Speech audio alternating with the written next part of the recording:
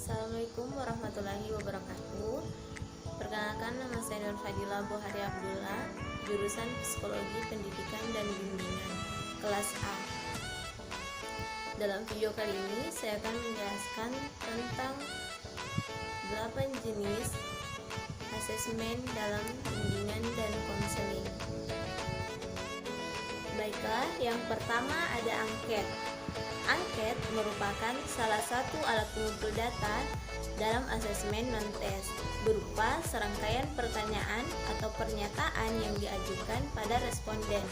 Fungsi angket ada 4. Yang pertama, mengumpulkan informasi sebagai bahan dasar dalam rangkaian penyusun program untuk menjamin validitas informasi diperoleh dengan metode lain. Yang ketiga, evaluasi program BK. Yang kelima, untuk mengambil sampling sikap atau pendapat dari responden. Tujuan angket itu pada umumnya penggunaan angket dalam proses pembelajaran terutama adalah untuk memperoleh data mengenai latar belakang peserta didik sebagai salah satu bahan dalam menganalisis tingkah laku dan proses belajar mereka. Manfaatnya yang pertama, menggali teori-teori dasar dan konsep yang telah ditemukan oleh para peneliti terdahulu, mengikuti perkembangan penelitian dalam bidang yang akan diteliti. Yang ketiga, memperoleh orientasi yang lebih luas mengenai topik yang dipilih. Yang keempat, memanfaatkan data sekunder, menghindari duplikasi penelitian. Jenis-jenis angket. Yang pertama, ada jenis tertutup. Jenis tertutup adalah angket yang di dalamnya telah terdapat alternatif jawaban yang telah ditentukan oleh si pemuat angket. Yang kedua itu terbuka, yaitu angket yang sistemnya menjawab responden bisa leluasa mengisi pertanyaan dalam angket tersebut dengan jawaban dan pendapat mereka sendiri tanpa dibatasi oleh alternatif jawaban dari angket tersebut. Yang ketiga itu kombinasi angket terbuka dan tertutup, yaitu gabungan dari kedua jenis angket sebelumnya. Maksudnya dalam angket ini terdapat pertanyaan-pertanyaan yang sudah disiapkan alternatif jawabannya, namun terdapat pula pilihan alternatif bagi responden untuk membuat jawabannya sendiri untuk mengemukakan pendapatnya. Selanjutnya, angket langsung. Angket langsung yaitu angket yang berisi daftar pertanyaan yang berhubungan dengan responden atau jawaban tentang diri responden, misalnya jumlah anak, jumlah penghasilan, dan lain-lain. Dan angket tidak langsung. Angket tidak langsung yaitu angket yang berisi daftar pertanyaan tentang orang lain dan diisi oleh responden yang mengetahui tentang orang tersebut, atau di mana responden menjawab pertanyaan tentang orang lain. Dalam membuat angket, kita harus memerhatikan beberapa hal. Yang pertama, menggunakan bahasa yang sederhana, menggunakan kalimat yang pendek, jauhi pertanyaan yang berhubungan dengan harga diri dan bersifat pribadi dari responden. Keempat, menyusun angket dengan sesingkatnya sehingga tidak akan memakan waktu yang lama. Kelima, dalam daftar pertanyaan, jauhi kata-kata yang menyinggung perasaan responden. Jenis kedua asesmen dalam bimbingan dan konseling yaitu wawancara.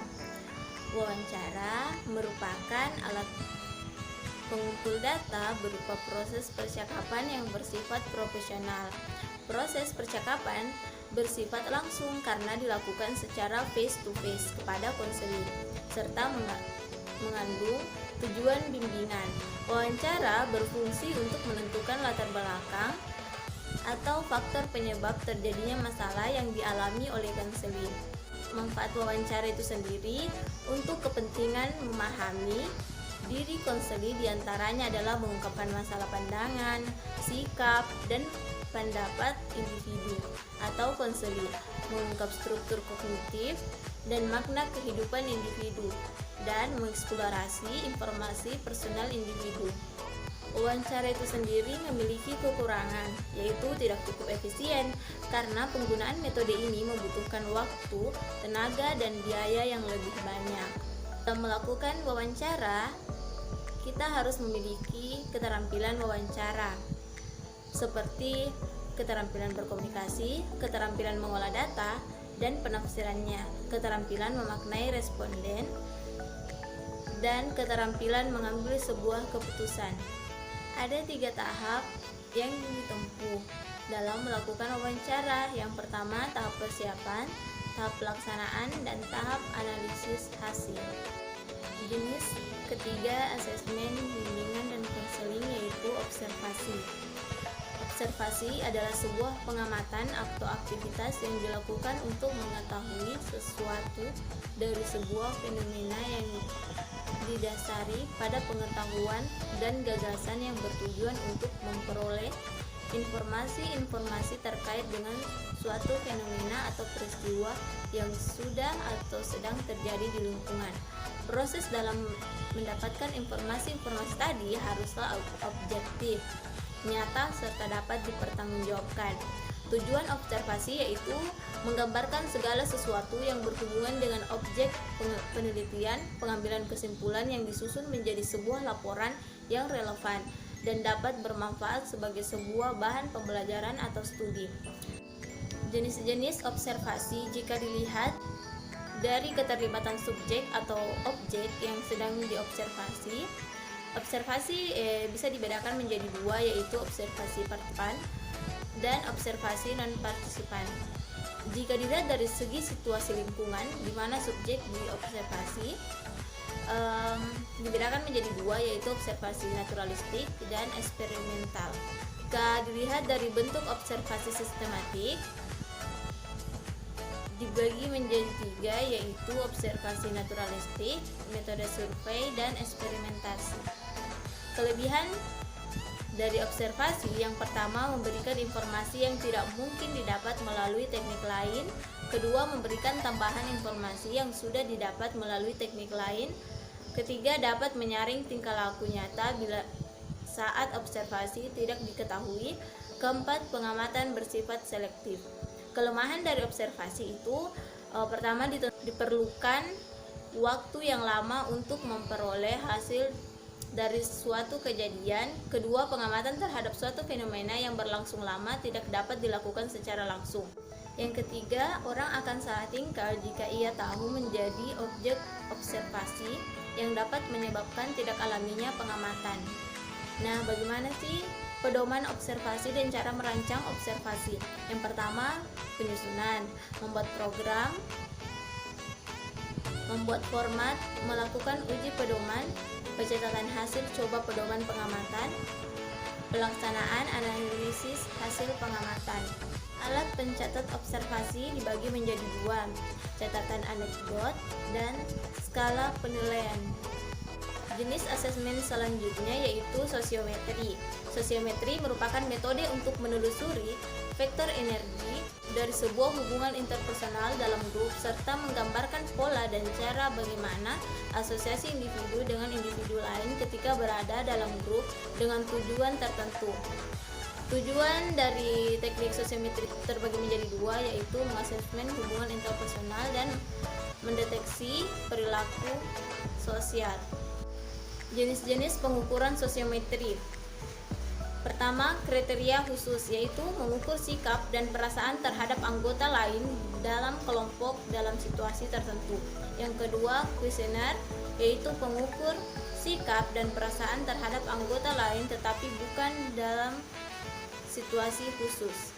Adapun syarat-syarat pengoperasian sosiometri, yang pertama, setiap anggota kelompok harus memahami situasi aktivitas khusus yang dijadikan tema pengukuran sosiometrik.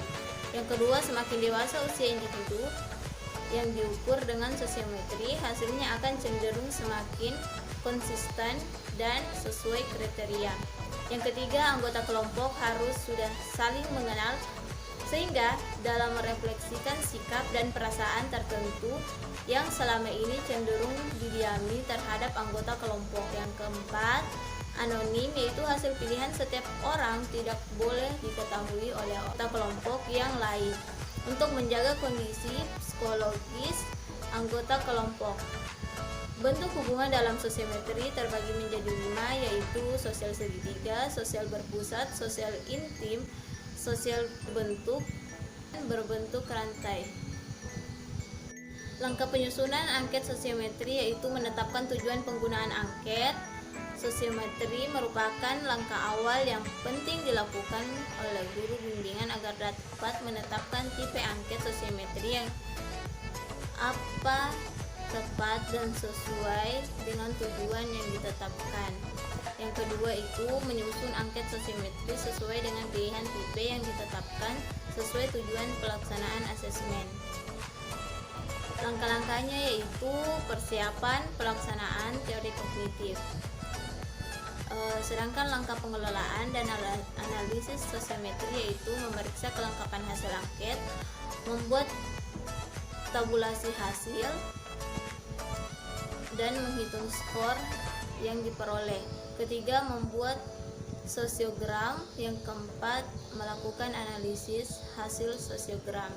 Kelebihan dan kekurangannya yaitu kelebihannya konselor memiliki peluang untuk memahami bentuk hubungan sosial yang terjadi antar peserta didik yang dibimbingnya.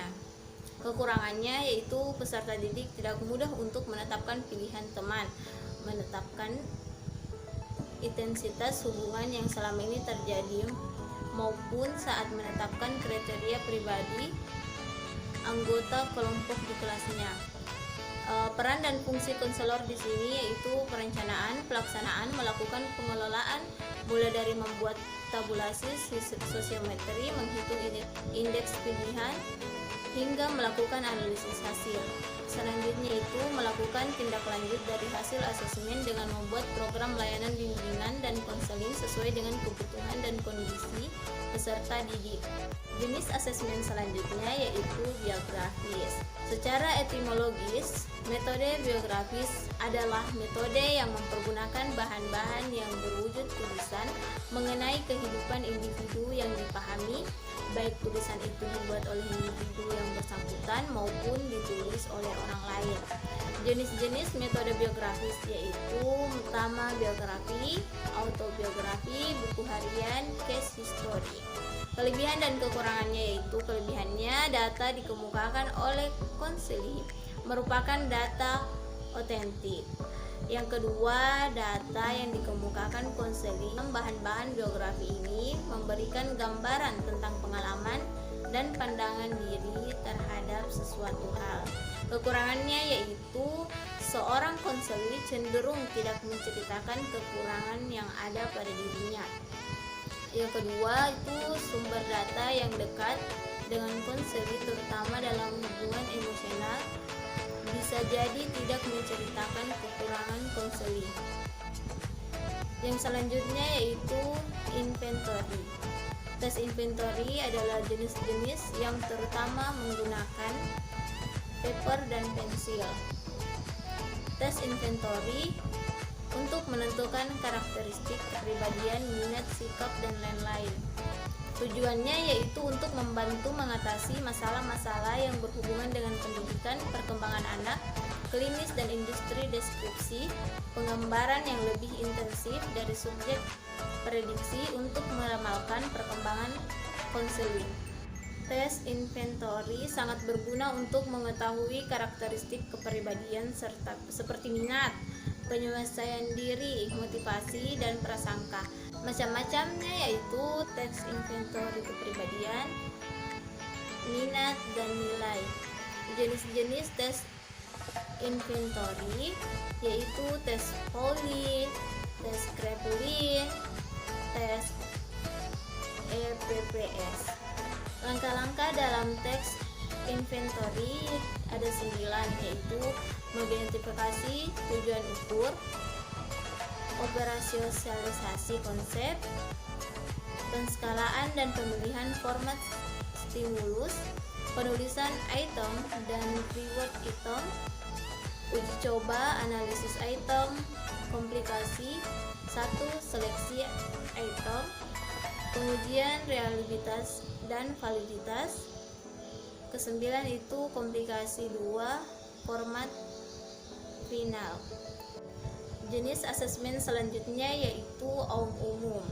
Aum umum merupakan sebuah alat yang digunakan untuk mengungkap masalah-masalah siswa, mahasiswa, masyarakat, serta menyeluruh mengungkapkan masalah-masalah umum. Tujuannya yaitu memahami, memperkirakan, dan mengungkapkan masalah-masalah yang diungkapkan konseling. Penggunaan hasil pengelolaan aum umum ini yaitu layanan orientasi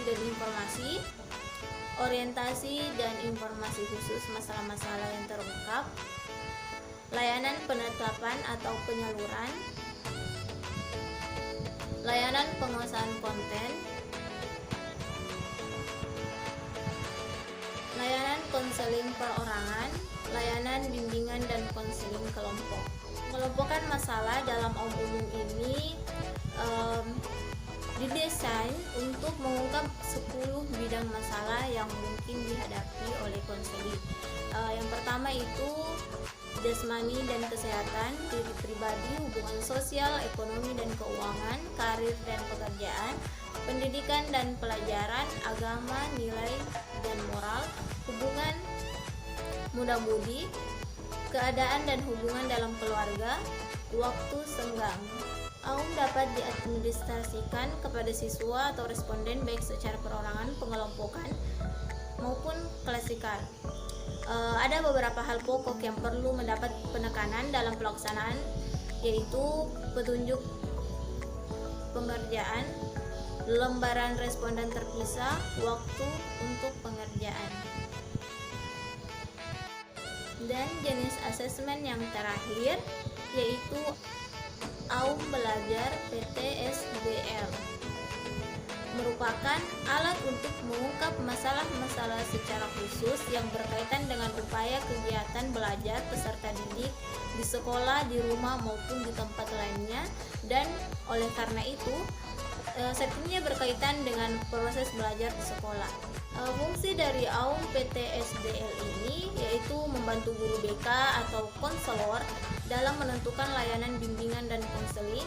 Yang kedua, mengidentifikasi masalah yang berhubungan dengan belajar peserta didik, membantu peserta didik yang bermasalah dalam menyelesaikan masalah belajarnya sebagai dasar penyusun program pelayanan konseling. Peran dan fungsi konselor. Yang pertama, perencana, yaitu mulai dari penetapan tujuan pelaksanaan asesmen, menetapkan peserta didik sebagai sasaran asesmen, menyediakan buku dan lembaran jawaban Aum tersebut. Pelaksanaan yaitu memberikan verbal setting, menjelaskan tujuan, manfaat, dan kerahasiaan data, memandu peserta didik. Yang ketiga, melakukan pengelolaan data kuantitatif, mulai dari menghitung hasil dengan menggunakan format yang spesifik, menetapkan peringkat presentasi, membuat grafik presentasi, masalah belajar dan mutu belajar. Keempat, melakukan tindak lanjut dari hasil asesmen dengan membuat program layanan bimbingan dan konseling yang sesuai dengan kebutuhan dan kondisi peserta didik. Implikasi hasil aplikasi instrumentasi dalam pelaksanaan konseling terbagi menjadi 4, yaitu perencanaan program konseling, penetapan peserta layanan sebagai isi layanan, dan tindak lanjut layanan. Adapun kelebihan dan kekurangan oleh Aum PTSDL ini, yaitu kelebihannya validitas dan realitas tinggi, memudahkan peserta didik mengemukakan mutu belajar dan masalah belajar yang dimiliki, mempermudah konselor untuk melakukan analisis dan sintesa data. Software program pengelolaan Aum PTSDL akan mempermudah dan mempercepat konselor melakukan proses pengelolaan Aum PTSDL ini. Sedangkan kekurangannya yaitu membutuhkan waktu yang banyak untuk mengelola hasil. Yang kedua itu data masih bersifat umum. Baiklah, itu tadi penjelasan 8 jenis asesmen dalam bimbingan dan konseling. Wassalamualaikum warahmatullahi wabarakatuh.